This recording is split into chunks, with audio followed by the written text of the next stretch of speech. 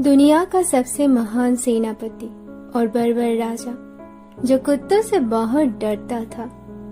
Chingis खां किसी प्राकृतिक आपदा जैसा था जिसके सामने इंसान कुछ नहीं कर सकता। अक्सर इतिहास में नायकों और घटनाओं को रेफरेंस पॉइंट या परिप्रेक्ष्य में देखा जाता है। सिकंदर दुनिया पर कहर बनकर टूटा तो यूनान के लिए शायद सबसे अच्छा राजा रहा हो। ठीक इसी प्रकार चिंगिस खां, तैमुलंग, अशक या अकबर को आप देख सकते हैं। किसी एक रेफरेंस पॉइंट में वे हीरो नजर आते हैं तो दूसरे में इसके उलट। विश्व इतिहास में 13वीं सदी शायद सबसे ज्यादा खूनी सदी रही होगी। ये वो सदी थी जिसमें मंगलों का कहर चीन से लेकर रूस तक और फिर बगदाद और पोलैंड तक बरपा। आज हम एक ऐसे मंगल की बात कर रहे हैं जो दुनिया का सबसे क्रूर सेनापति कहलाया।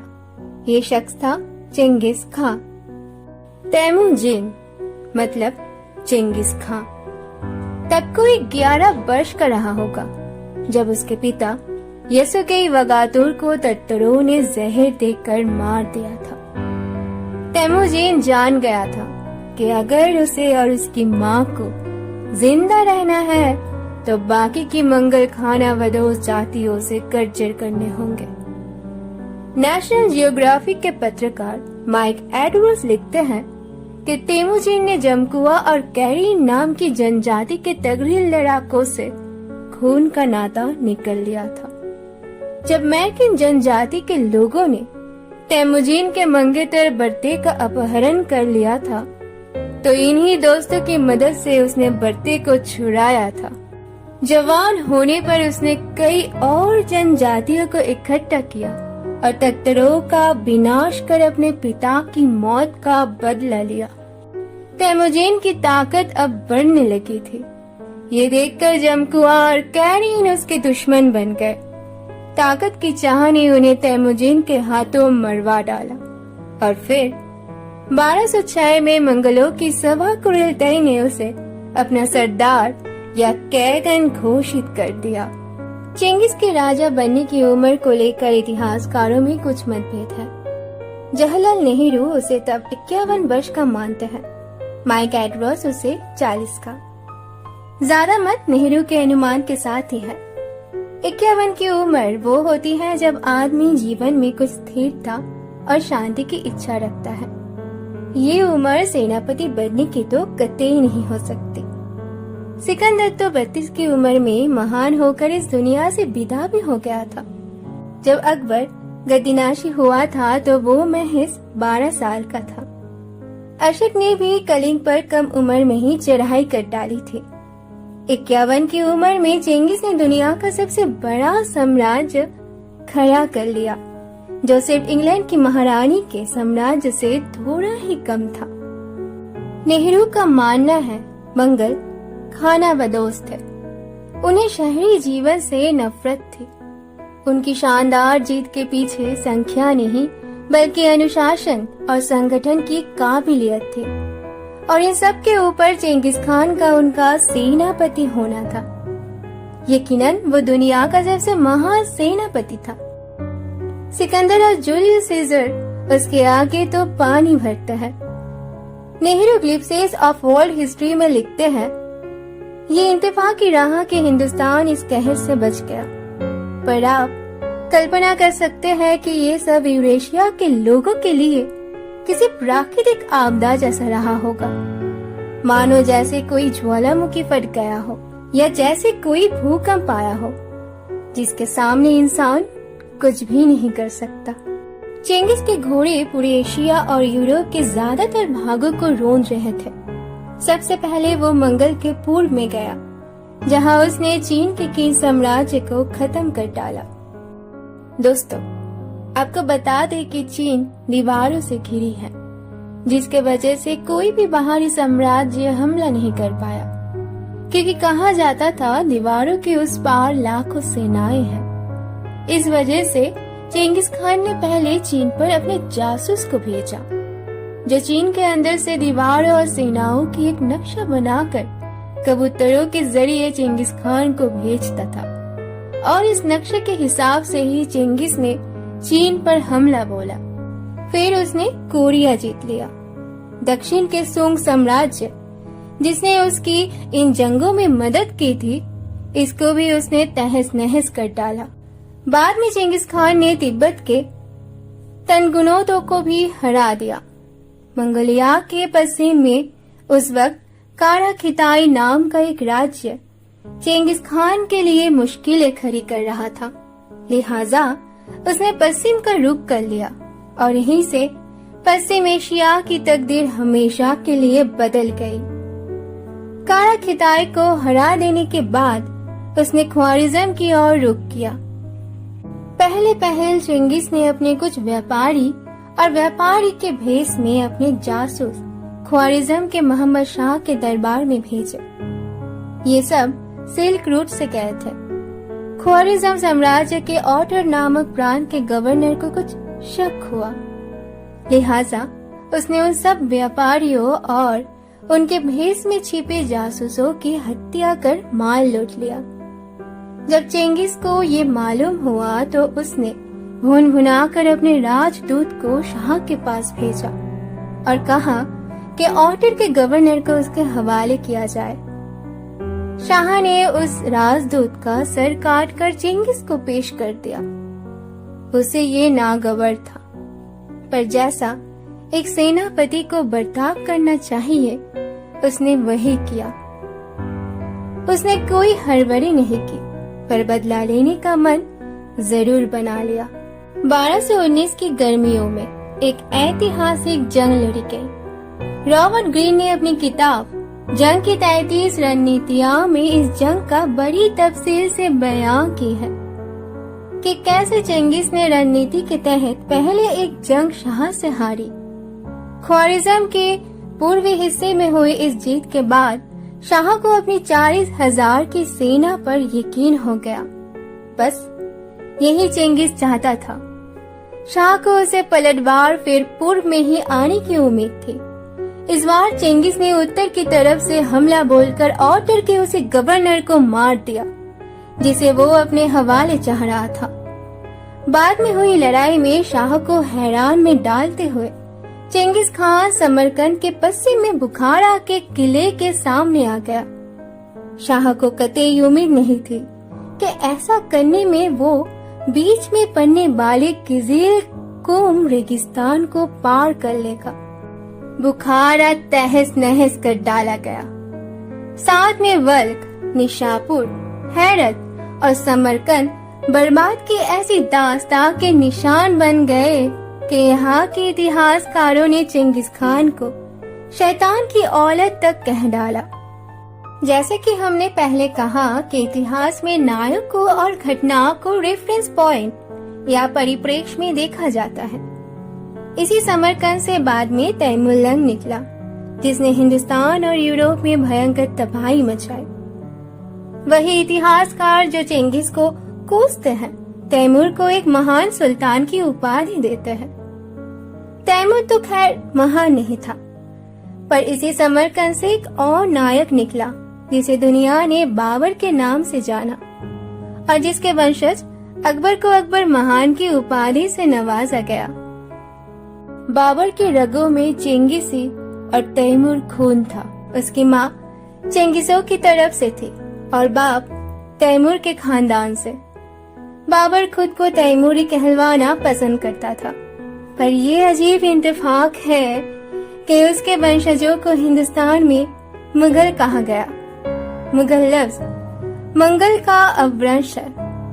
रॉबर्ट ग्रीन चेंगिस की सफलता का कारण उसकी सेना की चपलता, उसके शानदार घुड़सवार और हथियार के तौर पर आग के गोलों के इस्तेमाल को मानते हैं।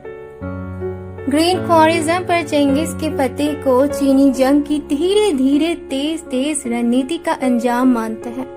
ठीक वही नेहरू ने उसके अनुशासन के साथ साथ उसकी हल्की और तेजी से काम करने वाली उसकी सेना को इस कामयाबी की वजह माना है। चेंगिस का लव लश्कर हल्का ही होता था। रूस के इतिहासकार वसीली यिन ने चेंगिस खान के जीवन पर काफी शोध किया है। अपनी किताब चेंगिस खान शैतान का बेटा में लिखा है कि चेंगिस की सेना वजन कम ढोती थी और खाने के लिए वो थके हुए या बेकार हो गए घोड़ों को मारकर खा जाती थी। नेहरू के मुताबिक चेंगिस की काबिलियत इस बात से भी परिभाषित होती है कि उसने एक से एक शानदार सेनापतियों की श्रृंखला बनाई। इसमें जोची, जेवे और बाद में चेंगिस के बेटे चगताई आदि का नाम प्रमुख है। माइक एडवर्ड के मुताबिक चेंगिस खान किसी राज्य को जीतकर उसकी सेना को अपने में मिलाने का प्रयास करता, जिससे उसके पास हमेशा ताजा सैनिकों की भरमार रहती। माइक के मुताबिक चेंगिस की सेना का वर्गीकरण बेहद शानदार था। प्रत्येक अरवान में 10, जुन्ना में 100 और तुमैन में 10,000 सैनिक होते थे। चेंगिस खान जहाँ भी गया वहाँ उसने तबाही का ऐसा मंजर खड़ा किया कि बाद के राजा उसके खिलाफ सिर नहीं उठा सकते थे। वो खनावदो जिंदगी का रहनुमा था। उसे शहरों और उनकी जिंदगी से कोई लगाव ना था, इसलिए उसने शहर के शहर तबाह कर डाले। ऑर्डर के गवर्नर की आंखों में उसने शीशा और चांदी पिघलाकर डलवा दी थी। Mike Edwards secret of Mangal light के हवाले से लिखते हैं कि चेंगिस ने एक बार खुद कहा था, आदमी का सबसे बड़ा सौभाग्य है दुश्मन का पीछा करना, उसे हरा देना, उसकी संपत्ति पर कब्जा कर लेना, उसकी औरतों को रोते हुए छोड़ देना और फिर औरतों के। खैर, कुछ मुसलमान इतिहासकार मानते हैं कि चेंगिस के सेना ने निशापुर में कुत्ते और बिल्लियों तक को मरवा डाला था। चेंगिस खान के बारे में कहा जाता है कि वो कुत्तों से बहुत डरता था। चेंगिस का मजहबों के प्रति रवैया एक जैसा था। उसकी सेना में बौद्ध, मुसलमान सब धर्मों को मानने वाले थे। उसने किसी एक मजहब को नहीं अपनाया। नेहरू लिखते हैं कि जब मंगलों की ताकत बेहद बढ़ गई थी तो वेटिकन के पादरियों ने उन्हें ईसाई बनाने की कोशिश की। चेंगिस नाम के पीछे खान का मतलब ये नहीं था कि वो मुसलमान था। चेंगिस शमीनिज्म धर्म का अनुयायी था। ये धर्म मंगोलिया, साइबेरिया आदि इलाकों में प्रचलित है। बसिली येन या कमलेश जैसे महान साहित्यकार यही समझते आए हैं कि किसी एक खास मजहब की इंसानियत के प्रति दुश्मनी नहीं है और ये बर्बरता मजहब ही नहीं बल्कि सियासी है। शायद यही कारण है कि मंगोलियाई चेंगिस खान को शैतान की औलाद नहीं बल्कि एक महान राजा मानते हैं। चेंगिस खान का नाम लोगों को डराने के लिए दिया गया था, जो एक तुर्की शब्द तेंगिस से लिया गया था। इसका मतलब है महासागर या सार्वभौमिक शासक। चेंगिस चाहे जितनी भी क्रूर शासक कहलाए, लेकिन मंगोलिया के लिए वो एक महान शासक रहा है। इसका कारण है चेंगिस कई औरतों को दूसरे के चपेट से आजाद करवाया था और फिर उनकी शादी भी करवाया था। अगर कोई लूटे हुए सामान ले आते तो चेंगिस वो सब वापस करने का हुक्म दे देता था। वैसे तो चेंगिस का साम्राज्य काफी बड़ा था, लेकिन हैरानगी की बात ये है कि वो कभी महल में नहीं रहते थे, क्योंकि उन्हें महलों में घुटन महसूस होता था। उनको खुले आसमान के नीचे टेंट में रहना पसंद था, जिसे यट कहते हैं। उस समय मंगोलिया, तुर्की और कजाक के लोग ऐसे ही रहते थे।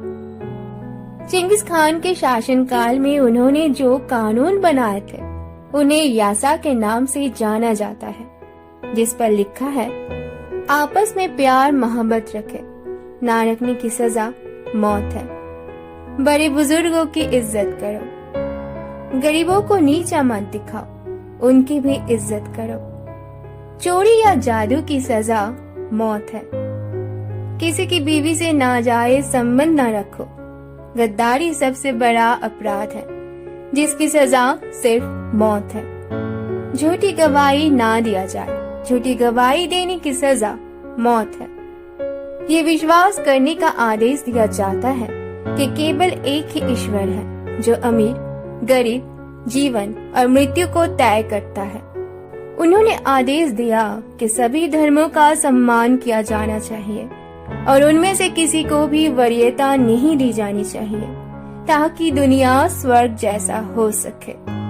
जानवरों के खून और अंतरियों को खाने की अनुमति है, हालांकि अब से पहले इसकी मनाही थी। हर आदमी जो युद्ध में नहीं जाता है उसे एक निश्चित समय के लिए बिना इनाम के साम्राज्य के लिए काम करना चाहिए। साम्राज्य का कोई भी विषय मंगलों को नौकर या दास के रूप में नहीं ले सकता। दुर्लभ मामलों को छोड़कर हर आदमी को सेना में शामिल होना चाहिए। साथ ही महिलाओं का अपहरण, यौन उत्पीड़न या महिलाओं के साथ दुर्व्यवहार करने पर मौत की सजा है। शादी की पवित्र नियम जहां उन्होंने कहा है कि औरतें अपनी मर्जी के मुताबिक जमीन या जायदाद बेच या खरीद सकते हैं। तो दोस्तों, ये था उनके द्वारा बनाए गए कानून में से कुछ। चेंगिस खान के बाद तातारी ने भी इसी कानून को जारी रखा और पूरे 150 साल तक ये माना भी गया। चेंगिस खान अपने पत्नी बट्टे से बहुत प्यार करते थे। 18 अगस्त 1227 में चेंगिस खान की मौत हुई थी। उसके आखिरी शब्द थे, मैं पूरी दुनिया फतह करना चाहता था, लेकिन एक उम्र इसके लिए बहुत कम है। उसकी इच्छा थी कि मरने के बाद उसे कहाँ दफनाया गया ये किसी को पता न चले, इसलिए उसे दफनाने गए सारे सैनिकों को मार दिया गया था। आज भी चेंगिस खान की कब्र को ढूंढने की कोशिश जारी है।